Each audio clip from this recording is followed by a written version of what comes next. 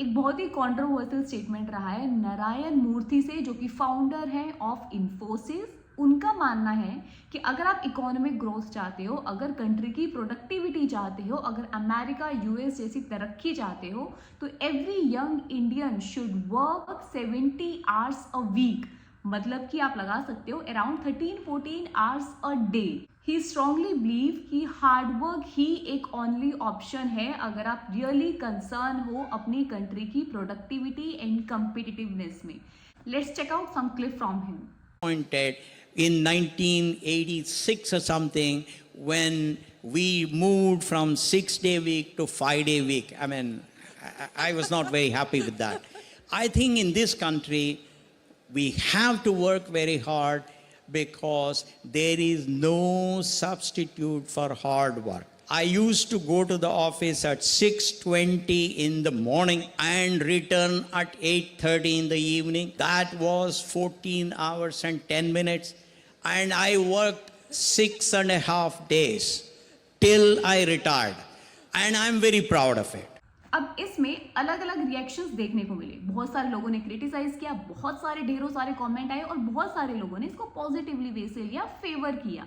जैसे कि हम बात करें, अगर ओला के सीईओ जो कि हैं भविष्य अग्रवाल, उनका मानना है कि भाई वो खुद 20 आवर्स अ डे काम करते हैं और वो खुद इस चीज में बिलीव करते हैं कि हार्डवर्क ही एक ओनली ऑप्शन है और हमें काम करना पड़ेगा 14-15 आवर्स अ डे, तभी जाके हम एक तरक्की पे पहुंच पाएंगे। जिसमें उनका मानना है कि 20 आवर्स अ डे तो काम करते हैं और वो भी 7 दिनों करते हैं, मतलब उनकी कोई अपनी वीकेंड या कोई छुट्टी वुट्टी नहीं होती। I think, ma'am, what if you have honesty of purpose and if you have clarity of purpose, no, then you can you have the resilience to take it in your stride. I work 20 hours a day, 7 days a week. But पहली बात तो ये कि मैं इसमें बिल्कुल totally disagree करती हूँ कि भाई कोई बंदा 20 आवर्स अ डे काम करता होगा। क्या मतलब आप ये कहना चाह रहे हो कि आपके पास 4 घंटे ही है अपने लिए, जिसमें आप खाना पीना भी कर रहे हो, अपना सोना भी कर रहे हो, नहाना धोना भी कर रहे हो, मतलब everything.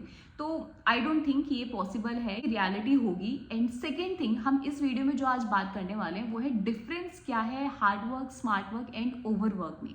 C, I totally agree कि हार्डवर्क करना पड़ेगा अगर आप एक अच्छा आउटकम चाहते हो, अगर आप एक डिजायर्ड रिजल्ट चाहते हो, क्योंकि हार्डवर्क के बिना तो आपको कोई डिजायर्ड रिजल्ट नहीं मिलेगा। जैसा आपका हार्डवर्क रहेगा वैसा ही आपको आउटपुट मिलेगा। ये आपने अपने स्कूल टाइम में भी देख लिया होगा, भाई जो जितना पढ़ता है उसको उतने ही मार्क्स मिलते हैं। अगर आप एवरेज बच्चे हो तो आपको एवरेज रिजल्ट मिल जाता है, कोई बहुत दिन रात पढ़ता है तो भैया उसको अच्छे खासा रिजल्ट मिल जाता है। तो सारा आपकी मेहनत पे डिपेंड करता है, लेकिन साथ ही साथ हमें वर्क को थोड़ा स्मार्टली भी करना है। जैसे कि अगर हम बात करें आईटी इंडस्ट्री में, तो भैया आज के टाइम में हर चीजें ऑटोमेट हो रही है, ऑटोमेशन हाई डिमांड पे, सो दैट बहुत सारी चीजें जो हम मैनुअल करते थे वो मैनुअली ना करना पड़े, वो सारी चीज ऑटोमेट हो जाए और वो सारी चीजें ईजिली हो जाए और स्मार्टली हो जाए, राइट। नाउ अगर हम बात करें ओवरवर्क की, तो आई डोंट थिंक कि अगर आप 12-12, 14-14, 15-15 घंटे आप बैठ के काम करोगे तो वो आपकी प्रोडक्टिविटी को इंक्रीज करेगा।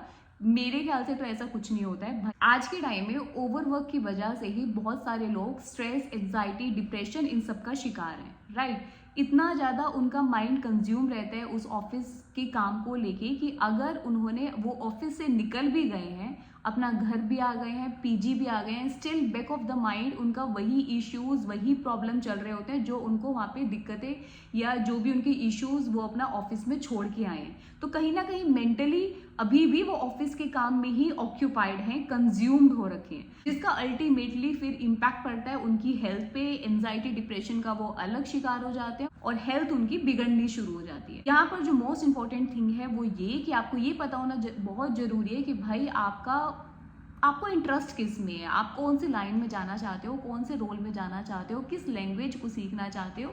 ये सब चीज़ें पता होनी बहुत ज़रूरी है। आप देखा देखी में अगर कुछ भी करोगे तो उसका अल्टीमेटली 1 साल बाद, 2 साल बाद या कुछ महीनों बाद मेंटली डिस्टर्ब होना शुरू हो जाओगे, राइट। तो हम कभी भी इसमें देखा देखी में मत घुसो कि भाई मेरा जो दोस्त है या मेरा फ्रेंड है वो डेवलपर है और वो बहुत ज़्यादा पैसे अर्न करता है, तो मैं अपनी टेस्टिंग प्रोफाइल से हटके मैं डेवलपमेंट में जाना चाहता हूँ, या फिर मैं टेस्टिंग प्रोफाइल से हटके मैं बीए में ट्राई करूँगा, बीए में तो अच्छी खासी अर्निंग है, मेरा अच्छा खासा पैकेज लग जाएगा। एंड आप इस चीज़ को छोड़ देते हो कि भाई आपका एरिया ऑफ इंटरेस्ट क्या है, क्या सच में आपका कोडिंग में इंटरेस्ट है, क्या सच में आपका एनालिसिस में इंटरेस्ट है, क्या सच में आपका इंटरेस्ट है, या आप कर पाओगे क्लाइंट के साथ कम्युनिकेशन। तो ये सारी चीज़ें भी आपको देखनी चाहिए, ना कि सिर्फ पैसे के पीछे भागना चाहिए, राइट। जो कि आज के टाइम में बहुत ज़्यादा है कि हम सिर्फ ये देखते हैं कि कौन सी वो फील्ड है, कौन सा वो रोल है, कौन सी वो पोजीशन है, या कौन सी लैंग्वेज है जो हमें ज़्यादा पैसा दे देगी हमारी लाइफ में या हमारे फ्यूचर में। ठीक है, अपने मनी पर्सपेक्टिव से आप पैसे को देखो, लेकिन साथ ही साथ आप ये भी देखो कि आपका एरिया ऑफ इंटरेस्ट क्या वो है या नहीं, क्योंकि ज़्यादा लंबा आप उस पर्टिकुलर फील्ड में, उस पर्टिकुलर पोजीशन में नहीं बैठ पाओगे। एक टाइम आएगा फिर आपको मतलब वही रोना धोना शुरू हो जाएगा कि भाई मुझे इसमें, आपको अगर आप 6-7 घंटे भी काम करोगे वो भी आपको ओवरवर्क लगेगा, आप स्ट्रेस में रहोगे, डिप्रेशन में रहोगे, और आपको फिर अपना फील्ड चेंज करने का मन करेगा, जबकि हो सकता है कि उस टाइम पे बहुत ज़्यादा लेट हो जाए। सो बेटर रहेगा हमेशा कि कभी देखा देखी मत करो। अगर आपको कोडिंग में इंटरेस्ट है तो लैंग्वेजेस में जाओ, अगर आपका टेस्टिंग में इंटरेस्ट है तो टेस्टिंग फील्ड में जाओ, बिजनेस रिलेटेड चीज़ों में आपका इंटरेस्ट है तो भाई आप बीए में जाओ। तो मतलब आपको देखना पड़ेगा आपका एरिया ऑफ इंटरेस्ट क्या है, उस अकॉर्डिंगली अपनी उस प्रोफाइल में आप जाइए, उस फील्ड को आप चूज करिए। ठीक है, बिलीव मी गाइज, अगर आप अपने एरिया ऑफ इंटरेस्ट के अकॉर्डिंग काम करोगे ना, तो मुझे नहीं लगता कि फिर आप ये देखोगे कि मुझे यहाँ बैठे बैठे 7 घंटे हो गए, या मैं पिछले 8 घंटे से जॉब कर रहा हूँ, या मैं 5 घंटे हो गए मुझे काम किए हुए, या मुझे 9 आवर्स हो गए, 10 आवर्स हो गए। क्योंकि जब भी कोई ऐसी चीज़ में आप काम कर रहे हो जिससे आपको हैप्पीनेस मिल रही है, आपको सेटिस्फेक्शन मिल रही है, तो आपका ध्यान क्लॉक पे नहीं जाएगा। ठीक है, फॉर एग्जाम्पल जैसे कि हम बचपन में संडे के टाइम पे हम बाहर ग्राउंड में जाते थे, खेलने जाते थे, तो भाई हम खेल रहे हैं तब तक खेल रहे हैं जब तक हम एग्जॉस्ट नहीं हो जाते थे।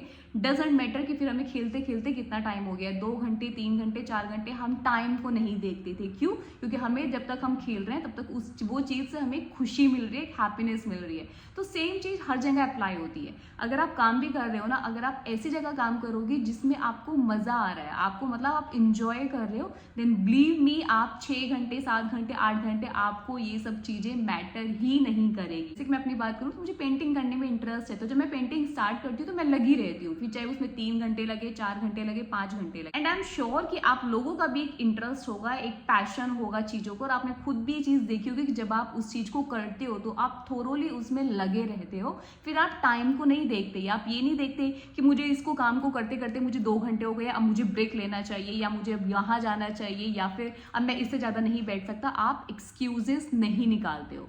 सो आई बिलीव कि मैं जो पॉइंट आप लोगों को कन्वे करना चाहती थी, जो मैं आप लोगों को बताना चाहती थी, वो आप लोगों को समझ में आया होगा, और आप उस चीज़ को थोड़ा सा प्रायोरिटी पे लेके चलेंगे। इसके साथ ही करते हैं आज की वीडियो को खत्म। अगर वीडियो अच्छी लगी हो then do consider subscribing my channel. इसके साथ ही मिलेंगे अपनी अगली वीडियो में कुछ नई इन्फॉर्मेशन, कुछ नए कॉन्टेंट के साथ। सो बाय बाय।